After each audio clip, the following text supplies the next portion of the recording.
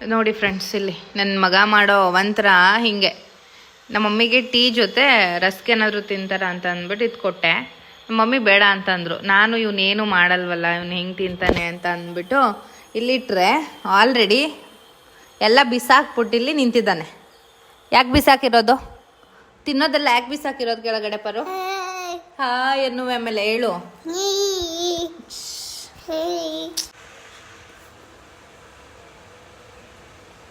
ಪಾಪ ಹಾಯ್ ಅನ್ನೋ ಎಲ್ರಿಗೂ.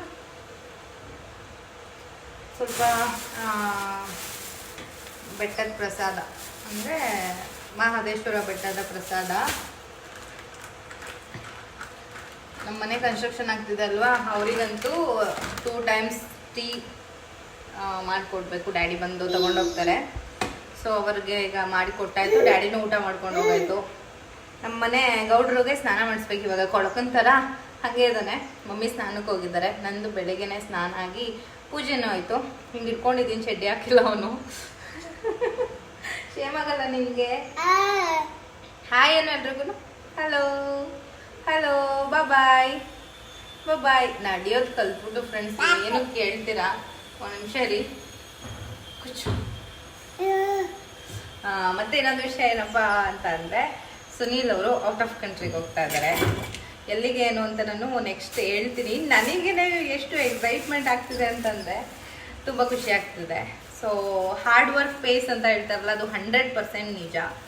ನಾವು ಮಾಡೋ ಕೆಲಸದಲ್ಲಿ ಶ್ರದ್ಧೆ, ಎಫರ್ಟ್ ಹಾಕಿ, ಹಾರ್ಡ್ ವರ್ಕ್ ಹಾಕಿ ಕೆಲಸ ಮಾಡಿದ್ವಿ ಅಂತಂದರೆ ಸೊ ಅದು ಡಿಸರ್ವಿಂಗ್ ಪರ್ಸನ್ ಆಗಿರ್ತಾರೆ.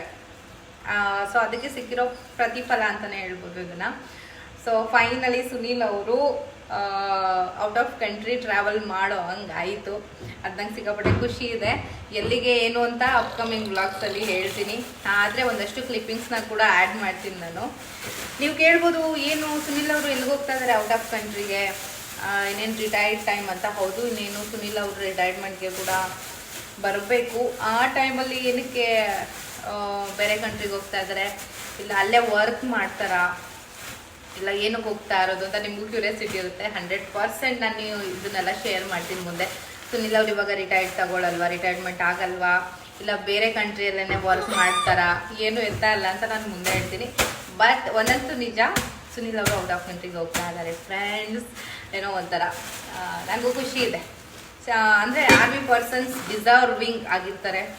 ಅವರ ಕಷ್ಟಪಟ್ಟಿರೋ ಶ್ರಮದಿಂದ ಹೋಗ್ತಾ ಇದ್ದಾರೆ ಅಂತಂದರೆ ಏನೋ ಒಂಥರ ಗಾಡ್ ಬ್ಲೆಸ್ಸಿಂಗ್ ಯಾವಾಗಲೂ ಇದ್ದೇ ಇರುತ್ತೆ. ಸುಮ್ಮನೆ ಮಗನೇ ಇದ್ದೇ ಇರುತ್ತೆ. ಸೊ ಹಾಗಾಗಿ ಸುನೀಲ್ ಅವ್ರು ಕೂಡ ಹೋಗ್ತಾ ಇದ್ದಾರೆ.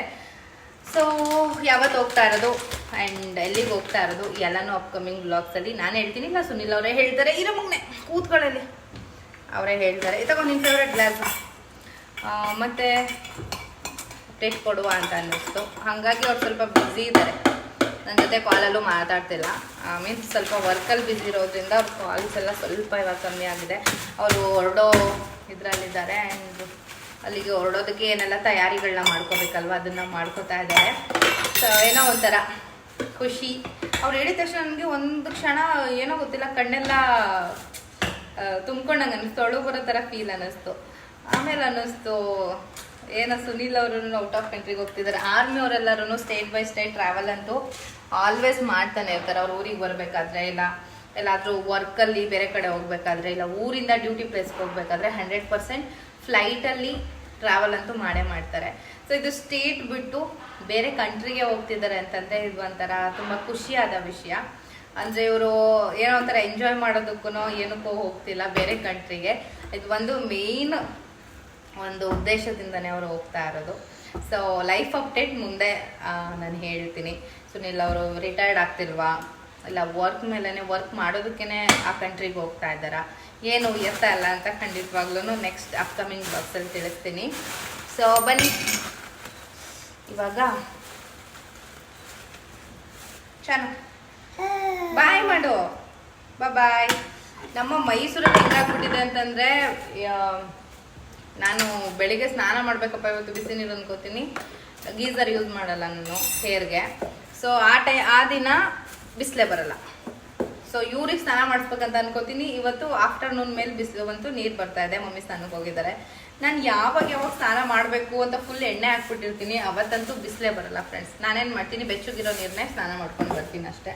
ನಾನು ಗೀಸರ್ ವಾಟರ್ ಯೂಸ್ ಮಾಡೋದು ಕಂಪ್ಲೀಟ್ಲಿ ಬಿಟ್ಟಿದ್ದೀನಿ. ಬಿಕಾಸ್ ನನ್ನ ಹೇರು ಒಂದು ರೇಂಜ್ಗೆ, ಇದು ಡ್ರೈ ಇದೆ ಆದ್ರೂ ಒಂದು ರೇಂಜ್ಗೆ ಸೂಪರ್ ಡೂಪರ್ ಆಗಿದೆ ಇವಾಗ. ಅದೇ ಕರ್ಲಿ ಹೇರ್ ಆ್ಯಂಡ್ ಲಾಂಗ್ ಆಗಿ, ಡ್ರೈ ಆಗಿಲ್ಲ, ಬಟ್ ಚೆನ್ನಾಗಿದೆ ನನ್ನ ಹೇರು. ಇದನ್ನೇ ಮೇಂಟೈನ್ ಮಾಡಬೇಕು ಅಂತಂದರೆ ನಾನು ಸ್ವಲ್ಪ ಹೇರ್ ಕೇರ್ ರೂಟೀನು ಮತ್ತು ಗೀಸರ್ ವಾಟರ್ ಎಲ್ಲನೂ ಕಂಪ್ಲೀಟಾಗಿ ಬಿಡೋಣ ಅಂತ ಅಂದ್ಕೊಂಡು ಸೊ ನಾನು ನಾರ್ಮಲ್ ಆಗೇ ಯೂಸ್ ಮಾಡ್ತಾಯಿದ್ದೀನಿ. ಬಾ ಮಗನೇ ಬಿಡ. ಹಾಂ ಎಸ್, ಇವಾಗ ಪೂಜೆ ಮಾಡೋಣ ಅಂದ್ಬಿಟ್ಟು ಫೇಸ್ ಎಲ್ಲ ವಾಶ್ ಮಾಡ್ಕೊಂಡು ಬಂದೆ, ರೆಡಿ ಆಗ್ತಾ ಇದೆ. ತುಂಬ ಜನ ನಾನು ಇನ್ಸ್ಟಾಗ್ರಾಮಲ್ಲೆಲ್ಲ ವೀಡಿಯೋಸ್ ಹಾಕಿದಾಗ ನೀವು ಯೂಸ್ ಮಾಡೋ ಲಿಪ್ಸ್ಟಿಕ್ ಮತ್ತು ಲಿಪ್ ಲೈನರ್ ಯಾವುದು ಅಂತ ಕೇಳ್ತಿದ್ರಿ, ಅದಕ್ಕೆ ಶೇರ್ ಮಾಡೋಣ ಅಂತ ಅಂದ್ಬಿಟ್ಟು ಇದು ಬಂದು ಕಲರ್ಸ್ ಕ್ವೀನ್ ಅಂತ. ಇದು ಒಂಥರ ರಾಣಿ ಪಿಂಕ್ ಅಲ್ಲ, ಒಂಥರ ಡಿಫ್ರೆಂಟ್ ಆಗಿದೆ. ರಾಣಿ ಪಿಂಕ್ ಮತ್ತು ರೆಡ್ ಮಿಕ್ಸ್ ಆದರೆ ಯಾವ ಥರ ಇರುತ್ತೆ ಆ ಥರ. ಶೇಡ್ ಏನು ಹಾಕಿಲ್ಲ. ಇದು ಬಂದು 08 ಪ್ಲಮ್ ಪಿಂಕ್ ಅಂತ, ಪ್ಲಮ್ ಪಿಂಕ್. ಇದು ನಾನು ಮೇನ್ ಯೂಸ್ ಮಾಡೋ ಲಿಪ್ಸ್ಟಿಕ್. ಲಿಪ್ ಲೈನರ್ಗೆ ಬಂದು ಇದನ್ನ ಮಮ್ಮಿ ಲಿಪ್ಸ್ಟಿಕ್ಕು. ನನಗೆ ಇದನ್ನೇ ಅಪ್ಲೈ ಮಾಡಿಬಿಟ್ರೆ ಚೆನ್ನಾಗಿ ಕಾಣಲ್ಲ. ಇದು ಬಂದು ಲಿಪ್ ಕಲರ್ ಲಿಪ್ ಗ್ಲಾಸ್ ಅಂತ. ಇದು ವೆಲ್ವೆಟ್ ಆ್ಯಂಡ್ ಮಿಸ್ಟ್ದು, ಕಿಸ್ ಬ್ಯೂಟಿ ಅವ್ರದ್ದು. ನಾನು ಇದನ್ನು ಯಾವ ರೀತಿ ಯೂಸ್ ಮಾಡ್ತೀನಿ ಅಂತ ನಿಮಗೆ ತೋರಿಸ್ತೀನಿ ನೋಡಿ. ಇದು ಔಟ್ಲುಕ್ ಅಂತೂ ಸಖತ್ತಾಗಿ ಬರುತ್ತೆ. ನಾನು ಏನು ಅಪ್ಲೈ ಮಾಡಿಲ್ಲ. ಈಗ ಲಿಪ್ ಬಾಮ್ ಒಂದು ಅಪ್ಲೈ ಮಾಡಿದ್ದೀನಿ, ಅದನ್ನು ಪ್ಲೇನ್ ಲಿಪ್ ಬಾಮು. ಇದನ್ನು ಜಸ್ಟ್ ಬಾರ್ಡರ್ಗೆ ಅಪ್ಲೈ ಮಾಡ್ತೀನಿ ಲಿಪ್ ಲೈನರ್ ಆಗಿ. ಇದು ಬಂದು ಪರ್ಪಲ್ ಕಲರ್ ಇರೋದು.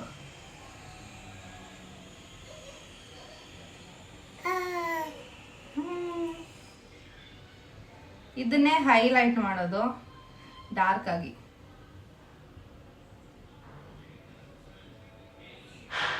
ಸೊ ಇದು ಕಂಪ್ಲೀಟ್ ಔಟರ್ ಲೈನ್ ಏನಿದೆ ಲಿಪ್ಪು ಹಂಗೆ ಮಾಡ್ಬಿಟ್ಟು ನೋಡ್ತಿದ್ರೆ ಎಷ್ಟು ಡಾರ್ಕ್ ಆಗಿ ಕಾಣಿಸ್ತಾ ಇದೆ. ಶೇಪ್, ಲಿಪ್ ಶೇಪ್ನ ನೀವು ಕೊಟ್ಕೊಳ್ಳಿ. ಸೊ ಇವಾಗ ಇದು ಫಿಲ್ಲಿಂಗ್ಸ್ ಇದೇನೆ ಮಾಡೋದು. ನಾನು ಇದನ್ನ ಶಾರ್ಪ್ ಮಾಡ್ಕೋಬೋದು, ಮಾಡಿಲ್ಲ. ಲೈಟಾಗಿ, ತುಂಬ ಡಾರ್ಕ್ ಬೇಡ.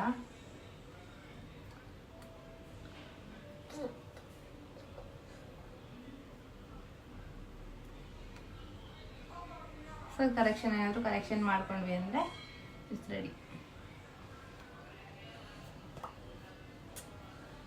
This is my lipstick. ನನ್ನ ಮಗನ ಎತ್ಕೊಂಡೇ ಇರ್ಬೇಕು ನಾನು ರೆಡಿ ಆಗಬೇಕು ಅಂದರೆ ಬನ್ನಿ ತೋರಿಸ್ತೀನಿ ಇವಾಗ ಹೆಂಗೆ ಕಾಣಿಸ್ತಿದೆ ಅಂತ.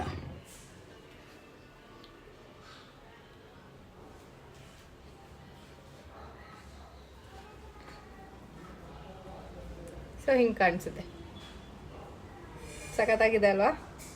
It's nice. ಪರಮ್ ಅವ್ರದ್ದು ಪೂಜೆ ಆಯಿತು ಮಮ್ಮಿ ಜೊತೆನೆ. ಹಾಯ್, ಕಿಸಿ ಮಾಡಿ ಮಗನೇ, ನನಗೆ ಕಿಸಿ ಮಾಡಿ. ಒಂದು ಮುತ್ತು ಕೊಡಲ್ಲ ಫ್ರೆಂಡ್ಸ್, ಇವನು ಯಾರಿಗೂ ಕೊಡಲ್ಲ, ಒರ್ಸ್ಕೋತಾನೆ. ಸೊ ಬನ್ನಿ ಇವಾಗ ರೆಡಿ ಆಗ್ಬಿಟ್ಟು ಪೂಜೆ ಮಾಡಿಬಿಡೋಣ. ಇವಾಗ ಈವ್ನಿಂಗ್ ಕೂಡ ಆಯಿತು. ಖುಷ್ ಟ್ಯೂಷನ್ಗೆ ಹೋಗ್ತಾ ಇದ್ದಾನೆ. ಸೊ ನಾನು ಬಾಲ್ಕನಿಯಲ್ಲಿ ಬಟ್ಟೆ ಒಣಾಕ್ತಾ ಇದ್ದೆ, ಹಾಗೆ ಬಾಯಿ ಎಳ್ದೆ. ನೆಕ್ಸ್ಟ್ ಇವತ್ತು ಈವ್ನಿಂಗ್ ಬಂದುಬಿಟ್ಟು ಒಂಥರ ವೆದರ್ ಕೂಡ ತುಂಬಾ ಚಿಲ್ಲಾಗಿತ್ತಲ್ಲ. ಆ್ಯಂಡ್ ಮಧ್ಯಾಹ್ನ ಬೇಳೆ ಹಾಕಿ ಉಪ್ಪು ಸಾಂಬಾರು ಮಾಡಿದ್ದೆ.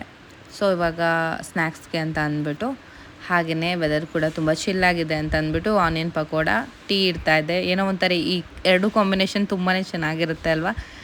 ಅಂದರೆ ಜಾಸ್ತಿ ಟೀ ಕುಡಿಯೋದು ಅಂತಂದರೆ ಒನ್ ಟೈಮ್ ನಾನು ಕುಡಿತೀನಿ ಈವ್ನಿಂಗು.